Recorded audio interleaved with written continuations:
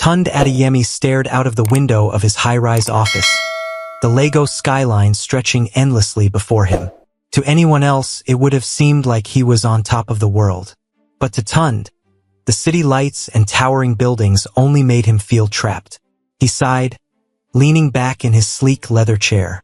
His phone buzzed on the desk, but he ignored it. He already knew who it was. His mother had been calling him non-stop for the past week, and he could guess why. She had made it her life's mission to find him a wife, and she wouldn't stop until he gave in. Tund's assistant, Funmi, knocked lightly on the door and peeked in. "Sir, your mother called again. She's asking if you'll be at dinner tonight." He rubbed his temples. "What do you think, Funmi? Do I look like someone eager for a family dinner?" Funmi chuckled nervously. "I told her you were busy, but she asked me to remind you it's important. Important for her, not for me," Tund muttered. Funmi hesitated before stepping out, leaving him alone again. His mother's idea of important was likely introducing him to another suitable woman. Rich, beautiful, and completely uninterested in anything beyond his bank account. He ran a hand over his face. Tund wasn't naive. He knew his wealth came with a price. Everyone wanted something from him.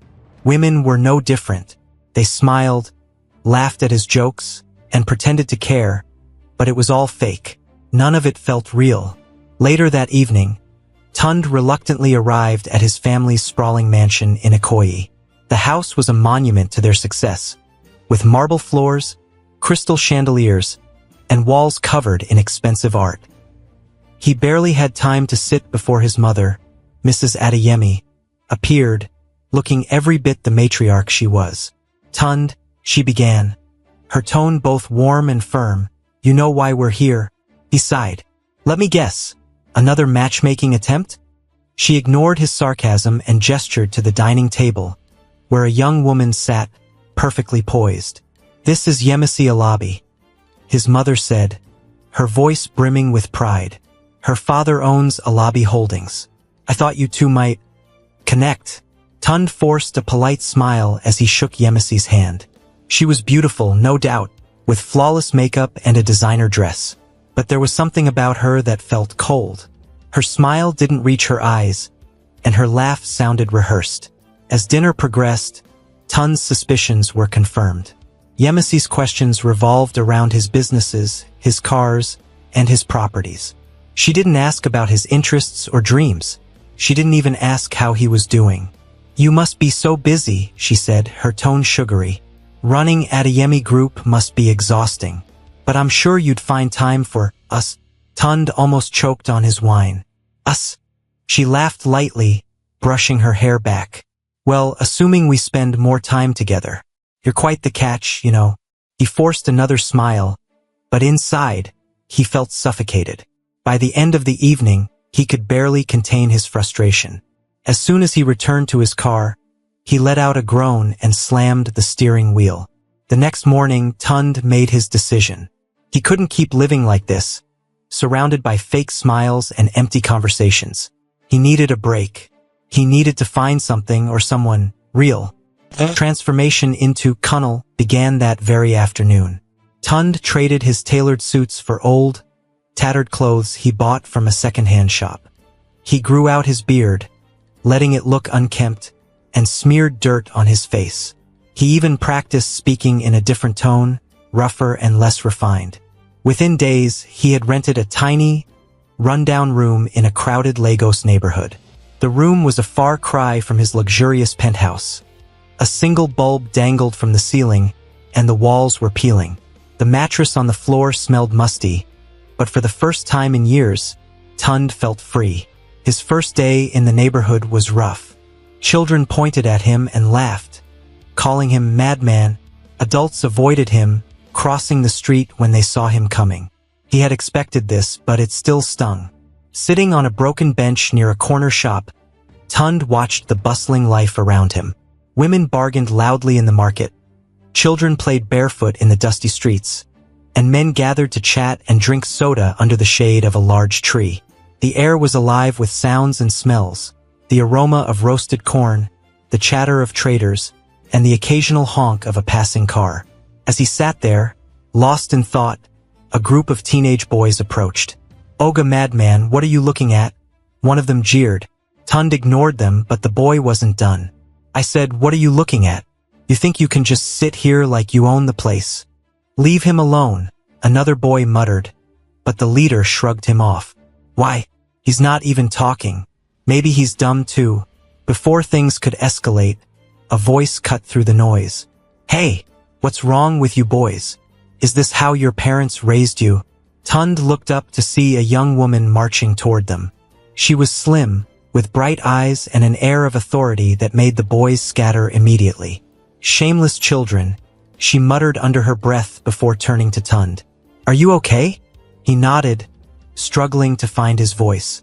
"Yes, thank you." She frowned, studying him. "What's your name?" "Cunnel," he said, the name slipping out naturally. She smiled faintly. "I'm Amara. Don't let those boys bother you. They're just looking for trouble." Before he could respond, she placed a small wrapped package beside him.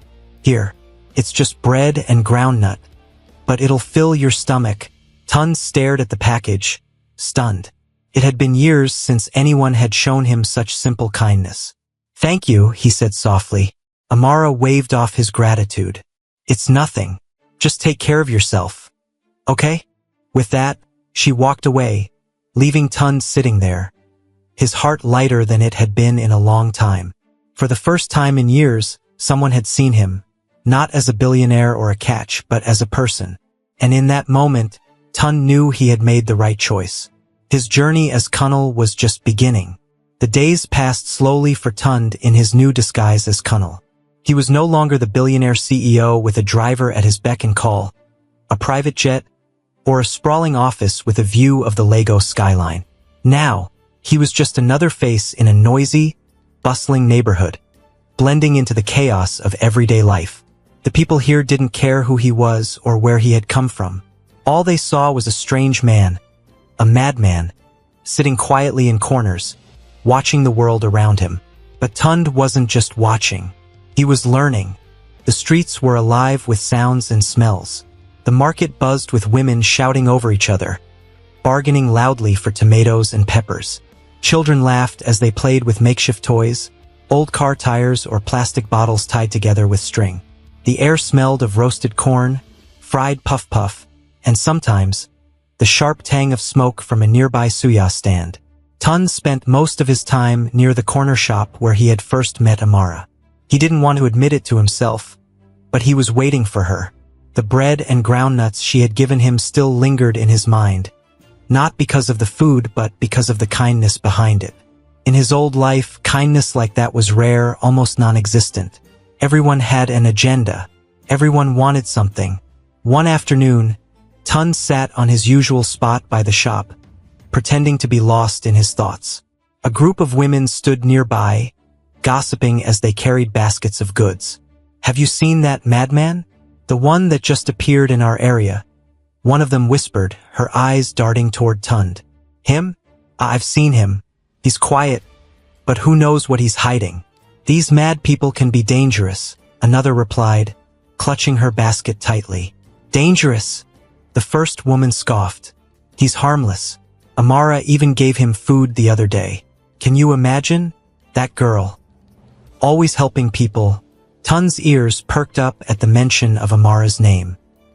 He resisted the urge to look their way and kept his head low, letting their words wash over him. "Amara is too kind," a third woman added. "She doesn't know that people like this can." She trailed off, glancing nervously at Tund. Before the conversation could continue, a familiar voice interrupted them. "What are you all saying about Cunnel?" Amara's tone was sharp, yet calm. She stepped into view, carrying a small bag of groceries. The women exchanged uneasy glances. "We were just, talking," one of them said, suddenly interested in adjusting her headscarf. Amara's eyes narrowed. "If you have time to talk about him, maybe you have time to help him too. Or is it only gossip you're good at?" The women mumbled excuses and quickly dispersed, leaving Amara standing there. She turned toward Tund and smiled faintly. "Don't mind them," she said, stepping closer. "People are always afraid of what they don't understand." Tund looked up at her, his expression a mix of gratitude and something deeper he couldn't quite name. "Thank you," he said simply. Amara sat down on the bench beside him, placing her bag at her feet. "You don't talk much, do you?" He shook his head. "Not really." "That's okay," she said, her voice gentle. "Sometimes, it's better to listen than to talk." They sat in silence for a while, watching the street come alive with the evening hustle. Sellers called out their last prices for the day, children ran home with their faces covered in dirt, and the sun dipped lower in the sky, painting everything in shades of orange and gold. "Do you have a place to stay?" Amara asked suddenly, breaking the silence. Tund hesitated. "Yes, it's not much, but it's enough." She nodded, seeming relieved. "That's good. If you ever need anything, well, you can always ask. I'm not rich, but I'll help if I can." "Why are you so kind?" Tund blurted out before he could stop himself. The question had been burning in his mind since the day they met. Amara tilted her head, considering his words. "Because the world is already hard enough," she said simply. "If we don't help each other, who will?" Tund didn't reply. He couldn't. Her words hit him in a way he didn't expect. He had spent years surrounded by people who only took and took, and here was someone who gave freely, without expecting anything in return. For the next few weeks, Tund's routine began to change. He found himself drawn to Amara and her quiet strength. She never treated him like the madman others assumed he was. Instead, she treated him like a person, a friend. One evening, as Tund sat on the bench, Amara approached with a small plastic bag. "Here," she said, handing it to him. "What is it?" he asked, peering inside. It was a loaf of bread and a small bottle of groundnut paste. "Food," she said with a teasing smile. "I can't have you sitting here hungry, can I?" Tund smiled, a real smile this time. "Thank you." "You're welcome," she said, sitting beside him. "So, Colonel, what did you do before you came here?" The question caught him off guard. He had rehearsed answers for questions like this, but in the moment, his mind went blank. I did some work, here and there." Amara raised an eyebrow. "Work? What kind of work?" "Nothing big," he said quickly. "Just odd jobs." She didn't press further, sensing his discomfort. Instead, she changed the subject. "You know, there's a lot you could do around here. The community could use someone to help out. Maybe you could join the market boys or the cleaning crew." Tund chuckled softly. "You want me to sweep the streets?" "Why not?" she said, laughing. "Work is work. At least it'll keep you busy." "I'll think about it," he said, though he had no intention of joining a cleaning crew. Still, her suggestion made him smile. As the weeks turned into months, Tund began to see the world through new eyes. The neighborhood, with all its noise and chaos, felt more alive than any boardroom or cocktail party he had ever attended. And Amara, she was the center of it all. Her laughter, her determination, and her kindness made him feel things he hadn't felt in years.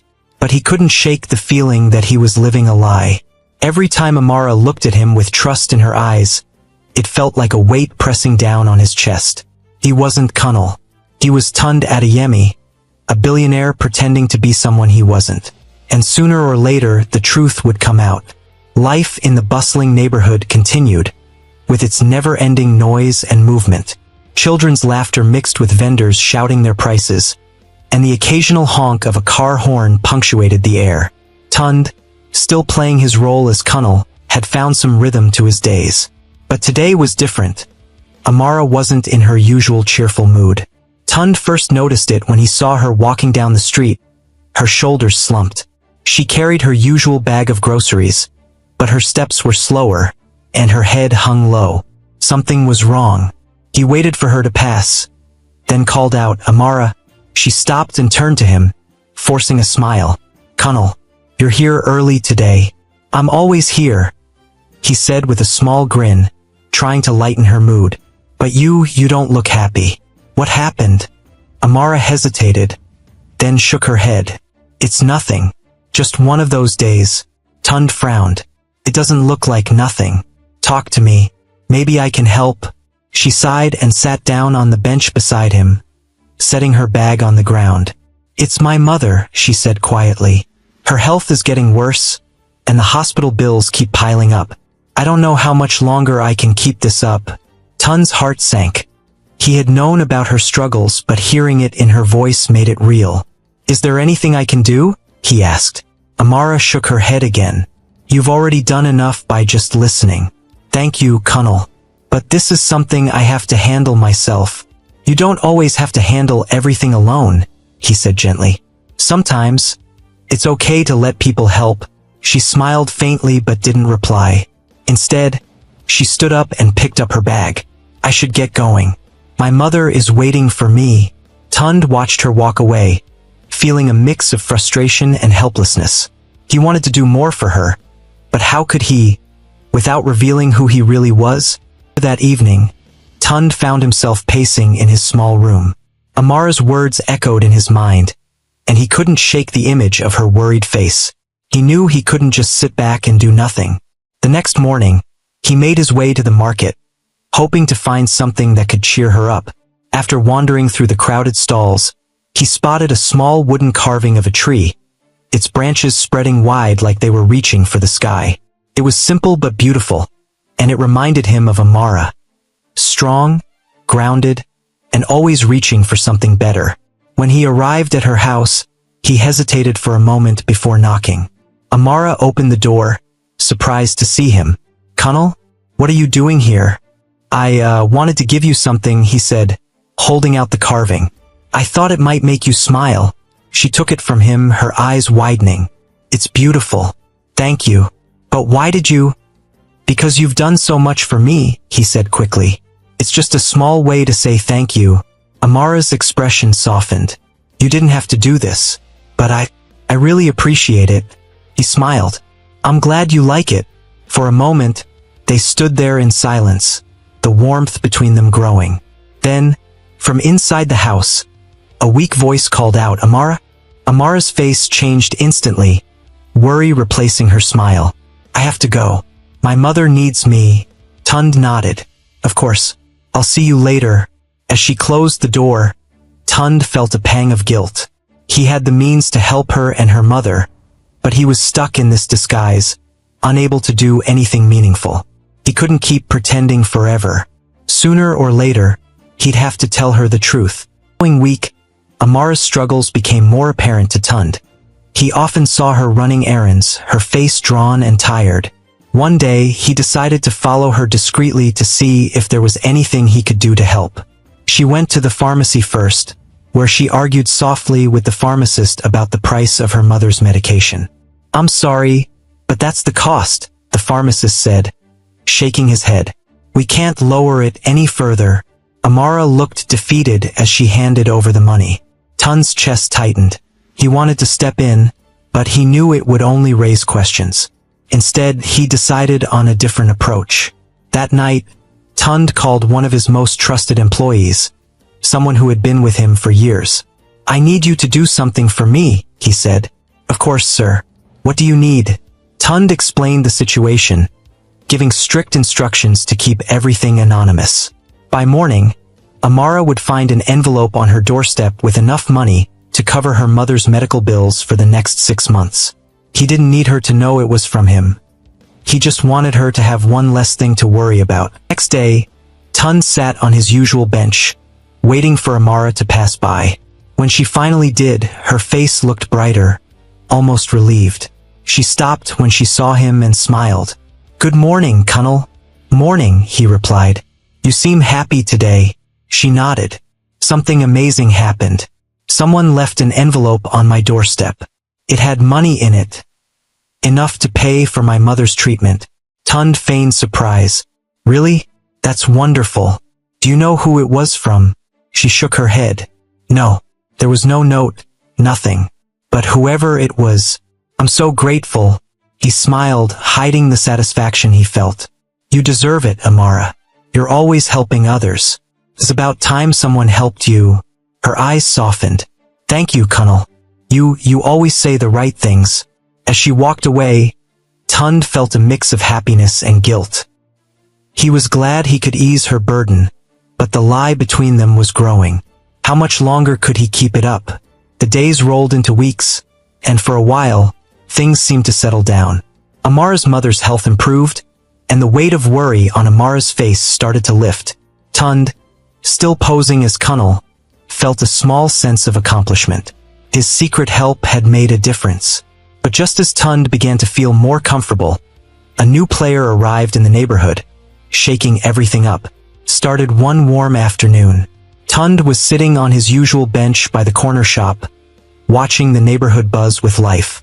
A shiny black car pulled up, its engine purring like a cat. Everyone turned to look, including Tund. Out stepped a tall man in a sharp suit. His smile was wide and confident, and he carried himself like someone who knew he belonged. Tund's heart sank when he saw Amara's face light up. "Chijioke," she called out, running toward the man. The man, Chijioke, opened his arms wide and caught Amara in a warm hug. "Amara, my goodness, it's been ages. Look at you, still as beautiful as ever." Amara laughed, the sound warm and genuine. "What are you doing here? I thought you were too busy for us small people now that you're a big politician." Chijioke chuckled. "How can I be too busy for my oldest friend? I had to come and see you." Tund clenched his fists, trying to keep his expression neutral. He had no right to feel jealous, but he couldn't help it. Chijioke's presence made him feel like an outsider in Amara's world. That evening, Amara and Chijioke sat outside her house, catching up on old times. Tund, curious but cautious, stayed nearby, pretending to sweep the dusty street. He could hear their voices, light and full of laughter. "So, you're really running for office?" Amara asked, her tone teasing. Chijioke laughed. "Yes, but don't say it like that. I'm not one of those greedy politicians. I actually want to help people." Amara said, raising an eyebrow. "We'll see about that. But seriously, I'm proud of you. You've come so far." Chijioke's voice softened. "I couldn't have done it without your encouragement back in the day. You always believed in me, even when no one else did." Amara blushed. "Well, I'm glad you're doing well. You deserve it." The conversation moved to lighter topics, but Tund couldn't ignore the warmth between them. It was clear they shared a history, one that Tund couldn't compete with. For the first time, he felt truly out of place. The next morning, Tund was sitting on his bench again when Chijioke approached. "You're Cunnel, right?" Chijioke asked, his tone friendly but curious. Tund nodded. "That's me." Chijioke extended a hand. "I'm Chijioke, an old friend of Amara's." "Nice to meet you." Tund shook his hand, trying to hide his discomfort. "Nice to meet you too." Chijioke studied him for a moment, then said, "Amara speaks highly of you. She says you're quiet but kind." Tund shrugged. "She's kind to everyone. That's just who she is." Chijioke smiled. "True. She's one of a kind. That's why I came back, you know? To remind her of what we used to have." Tund's stomach tightened. "What do you mean?" Chijioke leaned against the bench, his voice dropping to a more serious tone. "Amara and we've known each other since we were kids. We were always close. And before I left for Abuja, I told her I'd come back for her. Now that I'm here, I plan to keep that promise." Tund's throat went dry. He forced a smile. "That's nice." Chijioke clapped him on the shoulder. "It is. Anyway, it was good meeting you, Cunnel. Take care." As Chijioke walked away, Tund felt a wave of frustration and doubt. He had thought he was making progress with Amara, but now it felt like Chijioke had come to claim what wasn't his to take. That evening, Amara found Tund sitting on the bench, staring at the ground. "Cunnel, are you okay?" she asked, her voice full of concern. He looked up at her, forcing a smile. "I'm fine. Just thinking." She sat beside him. "You've been quiet today. Did something happen?" Tund hesitated, then said, "Your friend, Chijioke. He seems nice." Amara laughed lightly. "He is. We've known each other forever. He's like family to me." "Family?" Tund repeated, his tone carefully neutral. Amara nodded. "Yes, we grew up together. He's always been there for me, and I'm glad he's back." Things feel normal again. Tund didn't know what to say. The way she spoke about Chijioke made it clear how much he meant to her. Do you have feelings for him? He asked before he could stop himself. Amara blinked, surprised. What? Why would you ask that? I don't know, Tund said quickly. It's just, you seem very close. Amara tilted her head, studying him. Kunnal, you're my friend too, and I care about you. But Chijiok and I, it's complicated. Let's leave it at that. Tund nodded, though her words didn't ease his worries. He watched her walk away, his mind racing. Chijiok wasn't just competition. He was a part of Amara's past, a part that Tund couldn't erase. Next few days were tense. Chijiok spent more time with Amara, and Tund found himself feeling more and more like an outsider. One evening, as the sun dipped low in the sky, he overheard a conversation that made his heart sink. Amara, Chijiok said, his voice soft but serious. I've missed you. Being here with you feels right, like I'm home again. Chijiok, Amara began, but he cut her off. Listen, he said. I know I left without saying much, but I'm here now, and I want us to try again. We were good together, Amara. Don't you remember? Tund couldn't hear her response, but the silence that followed felt like a punch to his gut. He stood up and walked away, unable to bear the thought of losing her to someone else. That night, Tund sat alone in his room, staring at the walls. His heart felt heavy, and his mind was a whirlwind of thoughts. He had come to this neighborhood to find something real, something true. But now, it felt like everything was slipping through his fingers. He knew he couldn't compete with Chijiok, not as Kunnal. The question was, did he have the courage to reveal who he really was? And if he did, would Amara still look at him the same way? Tund sat on the edge of his bed, the dim light bulb overhead casting long shadows on the cracked walls of his tiny room.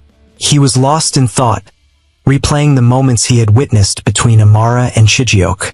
The warmth in her voice when she spoke to Chijiok, the laughter they shared. It all felt like a barrier he could never cross. For the first time in his life, Tund felt powerless. He wasn't the wealthy CEO who could buy his way out of problems. He was Kunnal, the quiet, unremarkable man nobody really noticed. The knock on his door startled him. He frowned. Nobody visited him here, not unless it was an emergency. Standing up, he opened the door cautiously. To his shock, standing there were his two elder sisters, Toyin and Bola, dressed in their usual polished and expensive outfits, looking completely out of place in the rundown neighborhood. Tund, what is the meaning of all this? Toyin demanded, pushing past him into the room. Her heels clicked loudly against the uneven floor as she surveyed the cramped space with disdain. Bola followed, closing the door behind her. We've been looking for you everywhere. Do you have any idea how worried Mama is? Tund sighed and closed his eyes for a moment, trying to collect himself. How did you find me? He asked, his voice low. Toyin crossed her arms, glaring at him. We're your sisters, Tund. Did you really think you could disappear and we wouldn't track you down? Mama hired a private investigator. A private investigator? Tund repeated, incredulous. That's ridiculous. I'm fine. Fine? Bola scoffed. You call this fine? Look at this place. It's disgusting. You're living like a common beggar, Tund. Why are you doing this to yourself? To us? Tund ran a hand over his face, feeling a headache coming on. I'm not doing this to hurt anyone. I needed a break. Okay? I needed to get away from all the expectations, all the fake people. I needed to find something real. Toyin raised an eyebrow. And you think living in a slum and pretending to be a madman is the way to do that? You wouldn't understand, Tund muttered, sitting back down on the bed. Bola stepped closer, her voice softening slightly. Maybe we don't understand, but Mama is worried sick. She thinks something terrible has happened to you. You need to come home and explain this to her. She's even planning another meeting with Yemisi and her family. She wants to finalize the marriage arrangements. Tund's head snapped up. I'm not marrying Yemisi. Mama won't accept that, Toyin said, sitting on the edge of a rickety chair. She believes Yemisi is perfect for you. She's everything Mama wants in a daughter-in-law. Beautiful, cultured, from a wealthy family. You know how Mama thinks. But it's my life, Tund said firmly. not hers. I won't marry someone I don't love. Bola frowned. Love? Is that what this is about? Do you think you're going to find love in a place like this? Tund hesitated. His thoughts immediately went to Amara, her kind smile, the way she cared for everyone around her. Maybe I already have, he said quietly. Toyin and Bola exchanged a look. Is that what this is about? Toyin asked. A woman? Tund. Who is she? What could she possibly offer you that Yemisi can't? She's nothing like Yemisi, Tund replied. She's kind, selfless, and she doesn't care about my money because she doesn't even know who I really am. Bola's eyes widened. Wait, you mean to tell us this woman doesn't know you're Tund Adeyemi? She thinks you're just some random guy? Yes, Tund said, and that's how I want it to stay. For once in my life, someone likes me for who I am, not for what I have. Toyin shook her head. This is madness. You can't live like this forever. Sooner or later, she'll find out, and then what? Do you think she'll be okay with the fact that you lied to her? Tund didn't answer. The truth was, he didn't know. The thought of losing Amara's trust terrified him, but he couldn't bring himself to leave her world just yet. As the sun set, casting a golden glow over the neighborhood, Amara walked down the street carrying a bag of groceries. She noticed the sleek black car parked near Tund's room and frowned. It was out of place, too polished for their dusty roads. Her curiosity got the better of her, and she approached Tund's door. She knocked lightly, and Bola opened the door, startled to see her. Oh, hello, Amara said, her voice polite but cautious. I'm looking for Kunnel. Is he here? Bola glanced back at Tund, who was sitting on the bed, his face pale. Toyin stood beside him, her arms crossed. Yes, he's here, Bola said slowly, stepping aside to let Amara in. Amara's eyes flicked between Tund and the two women, sensing the tension in the room. Is everything okay? She asked. Tund stood up, forcing a smile. Amara. Yes, everything's fine. These are my sisters. Amara's eyebrows lifted in surprise. Your sisters? Yes, Toyin said, stepping forward with a warm but slightly strained smile. I'm Toyin and this is Bola. Kunnel has told us so much about you. Amara looked confused. He has? Tund cleared his throat. Amara, why don't we step outside for a moment? I need to talk to you.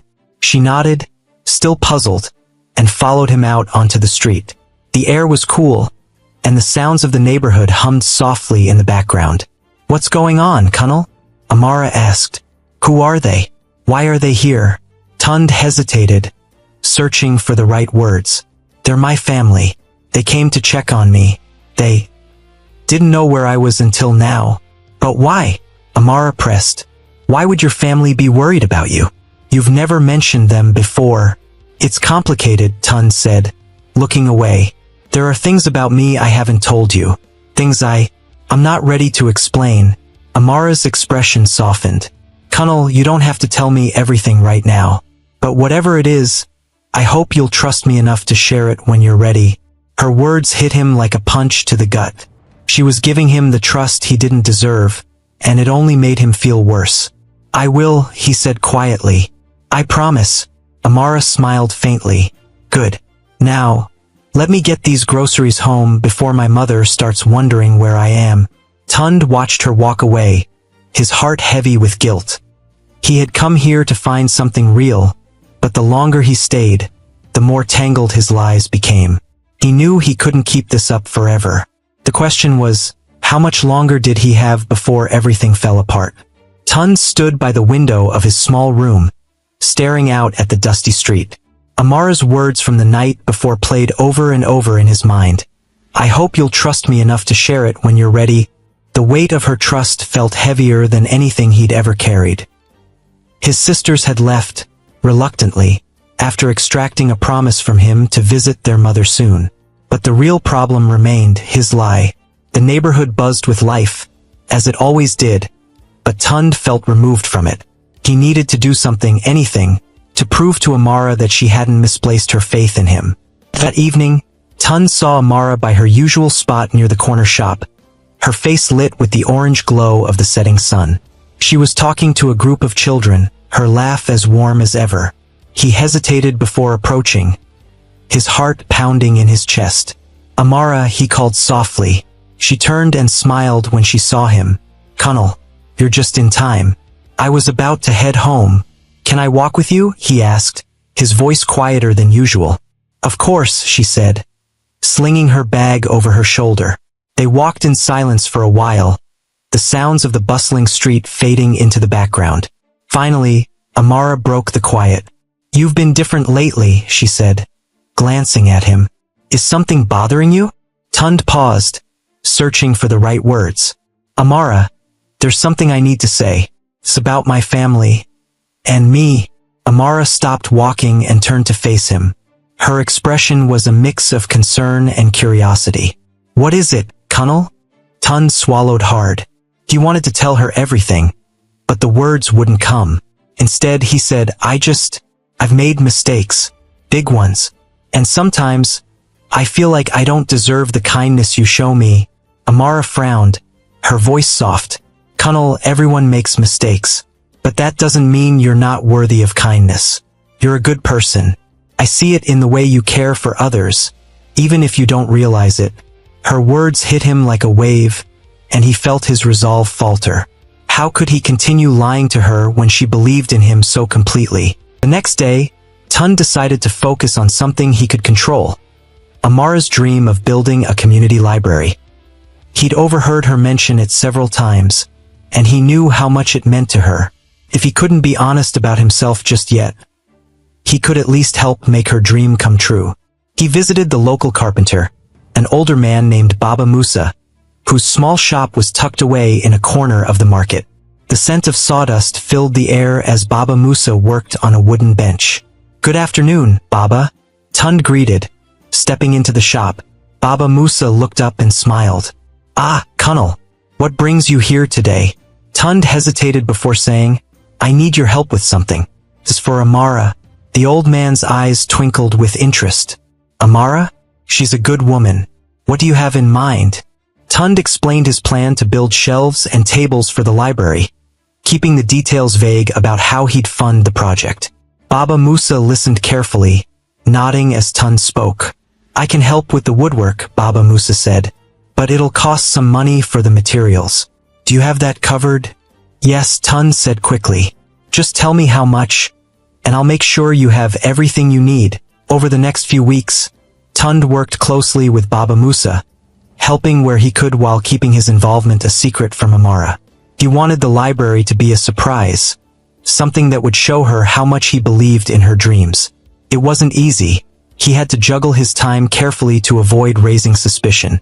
One evening, as Tund carried a stack of wooden planks to Baba Musa's shop, he ran into Chijiok. The man's sharp eyes immediately noticed the planks. "Cunnel," Chijiok said, his tone curious. "What are you up to?" Tund forced a casual smile. "Just helping Baba Musa with some work." Chijiok raised an eyebrow. "You seem to be doing a lot of helping these days. First Amara, now this. Are you trying to prove something?" Tund's grip tightened on the planks. "I'm just trying to do what I can." Chijiok's smile didn't reach his eyes. "Well, whatever it is, I hope you know what you're doing. Amara deserves someone who can truly support her. Not just someone pretending to be a hero." The word stung, but Tund didn't respond. He watched as Chijiok walked away, his confident stride making Tund's insecurities flare up again. Finally, the day came when the library was ready. Baba Musa and his apprentices had done an incredible job, and the small space they'd chosen was transformed into a cozy haven for books and learning. Shelves lined the walls, filled with donated books Tund had secretly arranged to acquire. A few tables and chairs completed the setup, giving the space a warm, welcoming feel. Tund couldn't wait to show Amara. That evening, he found her sitting outside her house, reading to her mother. The sight made his heart ache. Her selflessness, her strength, everything about her. "Amara," he called softly. She looked up and smiled. "Cunnel, what brings you here?" "I have something to show you," he said, his excitement barely contained. "Come with me." Amara glanced at her mother, who nodded encouragingly. "Go on, my dear," her mother said.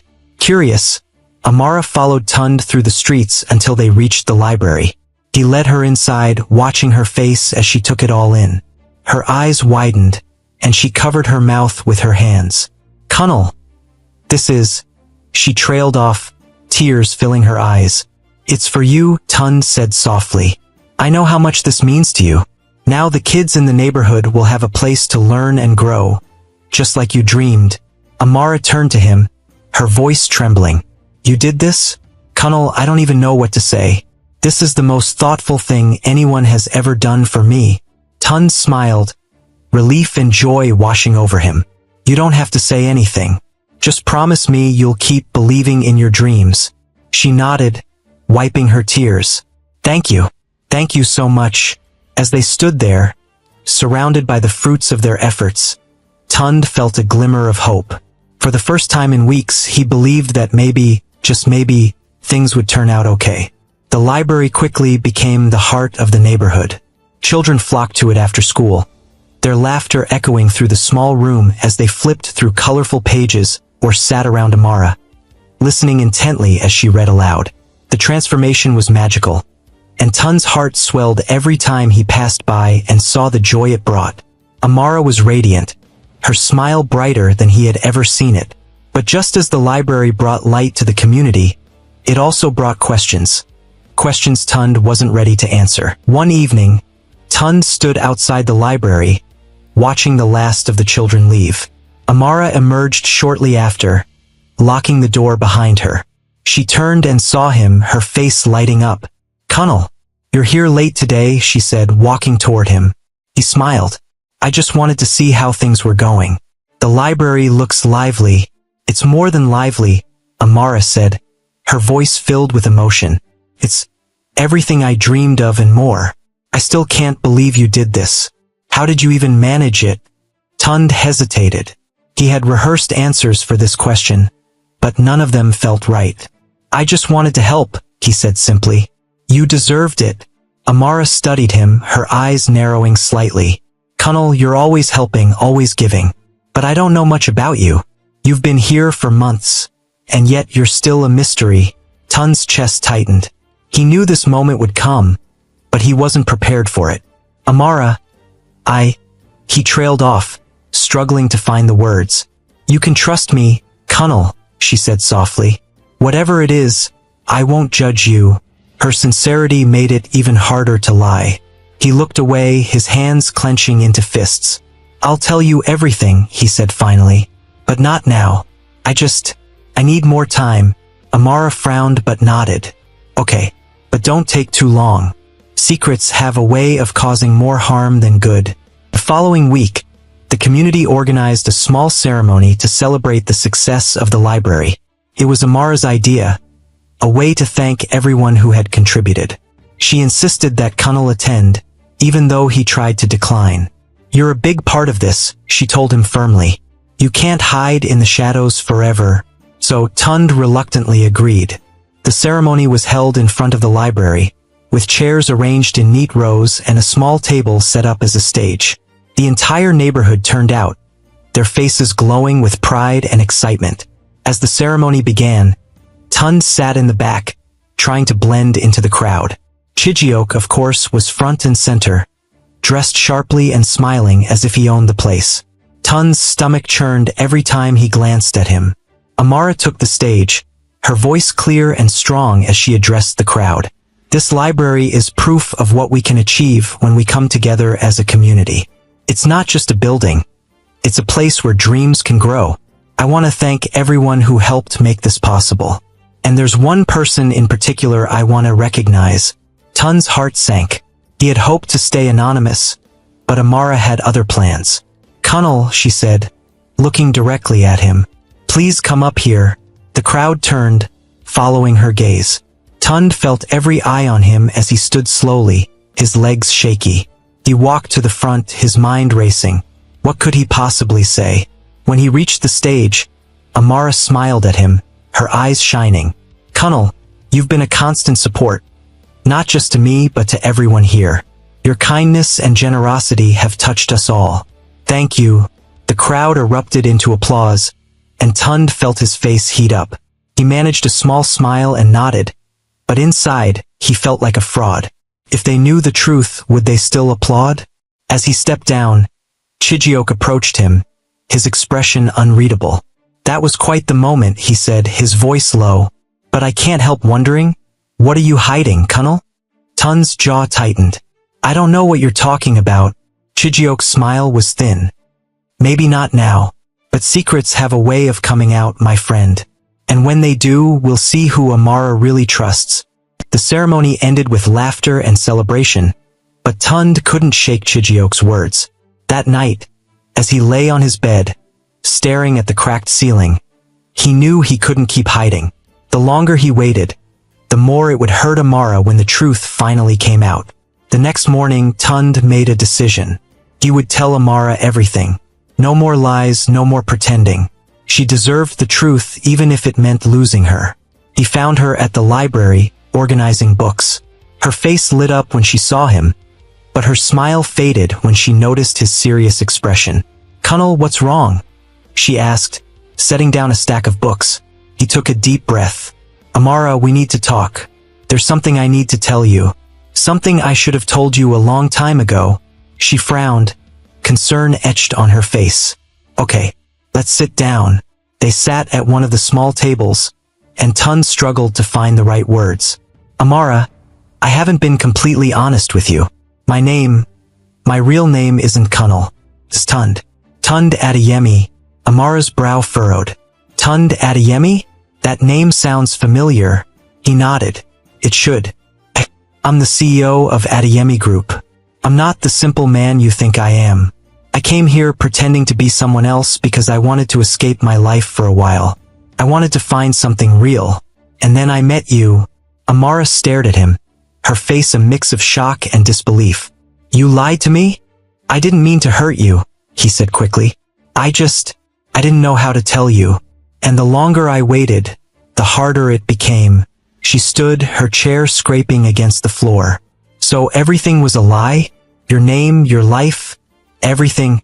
"Not everything," he said desperately. "My feelings for you are real. The library, everything I did, that was real." Amara shook her head, her voice trembling. "How can I believe anything you say now? You made me trust you, Colonel Tund, whoever you are. And now," she trailed off, tears filling her eyes. Tund reached for her, but she stepped back. "Amara, please. I never wanted to hurt you. I just wanted to be close to you."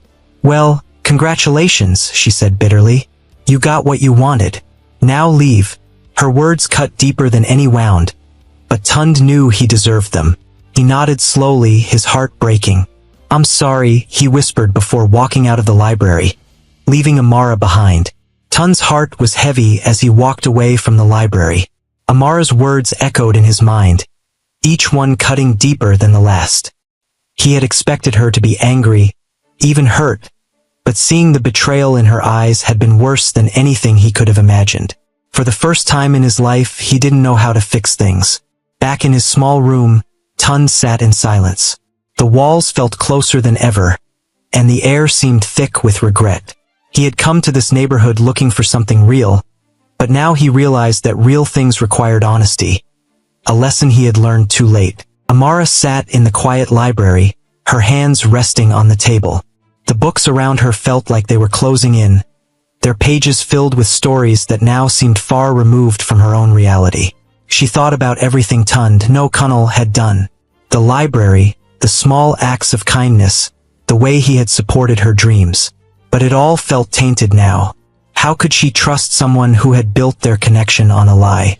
Chijioke arrived a few minutes later, his confident stride breaking the stillness of the room. "Amara," he called softly. She looked up, her eyes red from crying. "Chijioke, what are you doing here?" "I heard what happened," he said, sitting across from her. "The whole neighborhood is talking about it. I came to check on you." Amara's lips tightened. "I'm fine." Chijioke leaned forward, his voice gentle. "Are you? Because you don't look fine." "Amara, I've known you for years. I can tell when something's wrong." She sighed, running a hand through her hair. "I don't even know how to feel. Everything I thought I knew about Colonel Tund, whoever he is, was a lie." Chijioke's expression darkened. You don't owe him anything, Amara. He lied to you, to all of us. You deserve someone who will be honest with you from the start. Someone who won't keep secrets. She looked at him, her eyes searching his face. And you think that someone is you? Chijioke's gaze didn't waver. Yes, I've always been honest with you, Amara. You've known me your whole life. You can trust me. Amara's heart ached. She wanted to believe him, to take the easy path and trust someone she had known forever. But a part of her couldn't forget everything Tund had done. Even with his lies, his actions had spoken louder than words. Days passed, and Tund's absence was felt everywhere. The children at the library asked about him, their innocent questions making Amara's heart twist. She missed him, even though she didn't want to admit it. But every time she thought about reaching out, the memory of his confession stopped her. Tund, meanwhile, stayed away, giving Amara the space he knew she needed. He spent his time reflecting, trying to understand where he had gone wrong and what he could do to make things right. He realized he couldn't just sit and wait for things to resolve themselves. If he truly cared about Amara, he had to fight for her. One evening, Amara was walking home from the market when she saw Tund standing outside her house. He looked different. Not the disheveled Kunnel she had come to know, but not quite the polished CEO she had seen in the photos online. He was somewhere in between, his posture uncertain but his eyes determined. Amara, he said, his voice quiet. Can we talk? She hesitated, clutching her basket tightly. What is there to talk about, Tund? Everything, he said, stepping closer. I know I hurt you. I know I broke your trust. But please, just give me a chance to explain. Amara sighed, setting her basket down. Fine. Talk. Tund took a deep breath. I came here because I was tired of my life. The money, the status, the constant expectations. It all felt so empty. I wanted to find something real. And when I met you, I found it. You showed me what it means to care about something bigger than myself. You inspired me, Amara. And I fell in love with you. Her eyes filled with tears, but she didn't speak. He continued, his voice breaking. I know I went about it the wrong way. I should have been honest with you from the start, but I was afraid. Afraid that if you knew who I really was, you'd see me the same way everyone else does. As just a rich man with nothing real to offer. Amara wiped her eyes, her voice trembling. You should have trusted me. I thought we had something real, but now I don't know what to believe. Tund nodded, his shoulders slumping. I understand, and if you can't forgive me, I'll accept that. But I couldn't leave without telling you the truth and letting you know how much you mean to me. They stood in silence for a long moment, the weight of their emotions hanging in the air. Finally, Amara spoke. You hurt me, Tund. More than I thought possible. But, she paused, taking a deep breath. I can't ignore everything you've done. The library, the way you cared for my mother, the way you supported me. Those weren't the actions of a selfish man. Maybe there's still something real between us. Tund's heart lifted. Does that mean? Amara held up a hand. It means I'm willing to give us another chance. But it won't be easy. You'll have to earn my trust back, Tund. He nodded, a small smile breaking through his tears. I'll do whatever it takes. Thank you, Amara.